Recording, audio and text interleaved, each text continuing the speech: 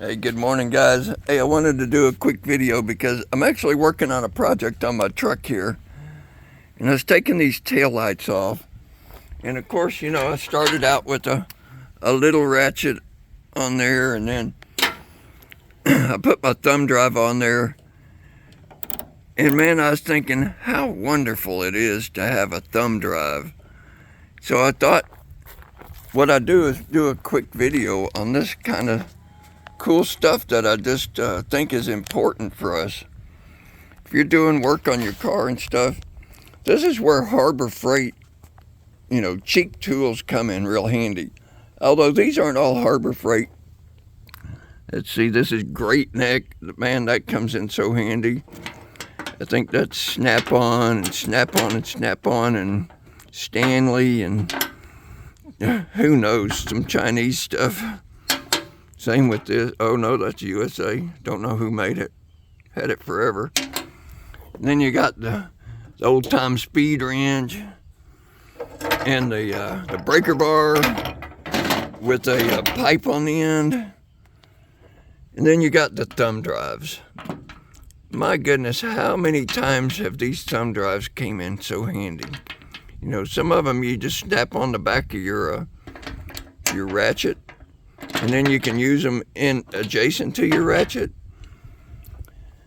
Things like this where you can move the angle of attack like that. You lock it wherever you want it, unlock it. Man, that's come in handy. Plus it's long, you can get a lot of leverage. Just a standard handle. This handle, has a swivel this way, and you can do 1/4 inch or 3/8 on it. All these little things, man, they add up to making a chore into a pleasurable experience. So I would suggest, if you can, get as much of those little junk tools as you can from Harbor Freight of all different varieties. And because you're not going to use them very often, but when you use them, man, you're going to really enjoy it. It's going to make things a lot easier. Hope this helps you guys. Oh, I guess what I brought this out because it's just a big socket. Yikes! A big socket on a large 1/2 inch drive. That makes a really, really good cheater bar. So you can put that on the end of wrenches or on the end of ratchet handles, and you just select whatever size socket you need to fit over your tool. And of course you can add those things together and get extra leverage. And they also, they also make putting these cheater bars, these pipes on things, a lot easier because that fits better than a big old, end wrench or something. Okay, that's it. All right.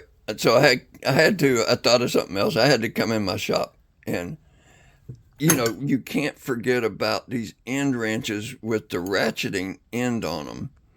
Same thing. Boy, they have come in handy. And then some of them you can get that have the swivel on them.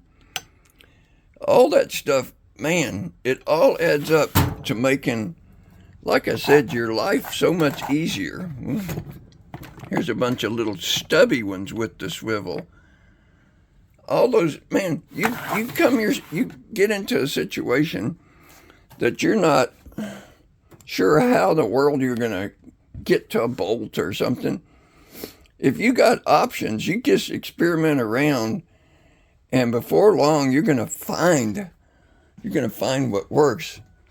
On the same thing, you use extensions. I'll tell you this here's a little story here. I was working on the Jeep, and it was actually I think it was a crank position sensor.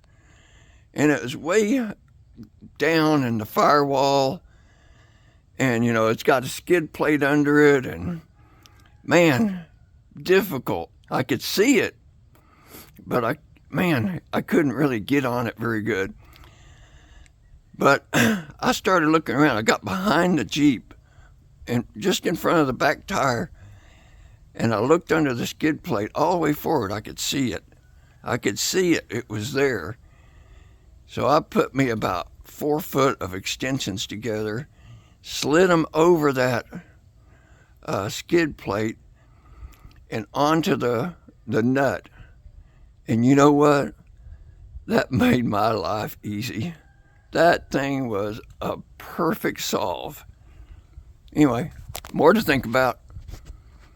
I'm gonna have to tell you, I've got more of this kind of videos that I've got to make, because a lot of times I'll end up making tools. I'll see the problem, and I can see the solve, but I don't have anything. So here I made this spark gap tester out of just some junk I had laying around.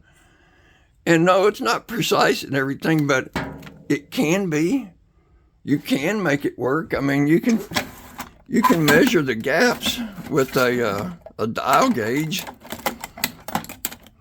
You can get in there and get it precise if you want. So yeah, you can do it. Okay, same token, what the hell is this?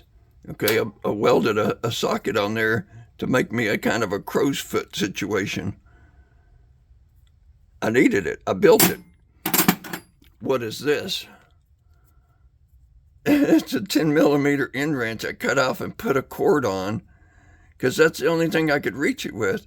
And that cord was strong enough to tighten up a bolt on the back of a power steering pump on a boat that I'd have to pull the engine to get to. But that was enough to tighten it up where I could stop the leak. And look here. Here's one of these cheap wrenches from Harbor Freight. I think, Olympia. I think it's Harbor Freight. I needed one shaped like that. So I heated it up and bent it. It was a broken one, but that's okay. That's what I needed right there. And man, that saved my life. That was a motor mount on a boat. Okay, you're getting the idea. Be creative. Work the problem. Look at that. Welded a bolt onto some chains to lift the engine. Okay. I've got tons of that stuff laying around here. Maybe I'll shove it all together and make one video on just building tools. Look at there. Here's a little crow's foot I made with a box end. Okay. Hope you guys can get some benefit from, just thinking outside the box. And believe me, I am not the smartest guy in the world, and I'm not the sharpest knife in the drawer. But if you just work problems, you can come up with solutions. Good luck.